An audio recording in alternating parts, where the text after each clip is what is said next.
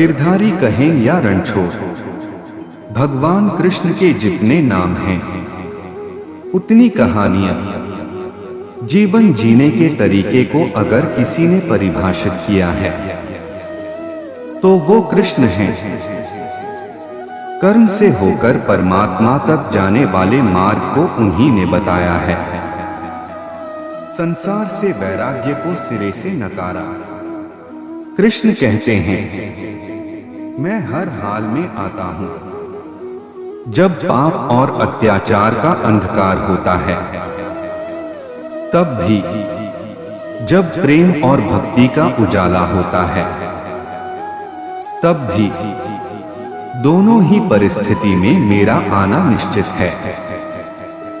कारागृह में जन्म होते ही रात में यमुना पार कर गोकुल ले जाया गया। तीसरे दिन पुतना मारने आ गई। यहां से शुरू हुआ संघर्ष देह त्यागने से पहले द्वारिका डुबोने तक रहा। कृष्ण का जीवन कहता है, आप कोई भी हो, संसार में आए हैं तो संघर्ष हमेशा रहेगा। मानव जीवन में आकर परमात्मा भी सांसारिक चुनौतियों से बच नहीं सकता। कृष्ण ने हर परिस्थिति को जिया और जीता। कृष्ण कहते हैं, परिस्थितियों से भागो मत, क्योंकि कर्म करना ही मानव जीवन का पहला कर्तव्य है। महाभारत में जुए की घटना के बाद पांडवों को वनवास हो गया।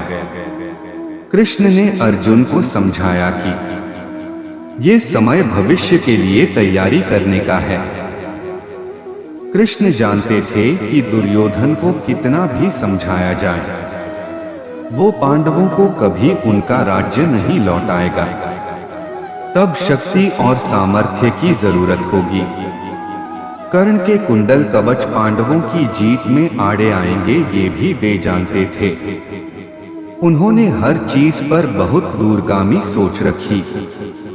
कोई भी फैसला तात्कालिक आवेश में नहीं लिया। हर चीज के लिए आने वाली पीढ़ियों तक का सोचा। यही सोच समाज का निर्माण करती है। कृष्ण ने दुनिया भर के राजाओं को जीता था। जहां ऐसे राजाओं का राज था जो भ्रष्ट थे, जैसे जरासंध, लेकिन कभी किसी राजा का सिंहासन नहीं छीना। कृष्ण के पूरे जीवन में कभी ऐसा नहीं हुआ कि उन्होंने किसी राजा को मारकर उसका शासन खुद लिया हो। जरासंध को मारकर उसके बेटे को राजा बनाया, जो चरित्र का अच्छा था। सभी जगह ऐसे लोगों को बैठाया जो धर्म को जानते थे। कभी किंग नहीं बने, हमेशा किंगमेकर की भूमिका में रहे। महाभारत युद्ध में भी खुद हथियार नहीं उठाया, पूरा युद्ध कूटनीति से लड़ा। पांडवों को सलाह देते रहे, लेकिन जीतने का श्रेय भीम और अर्जुन को दिया।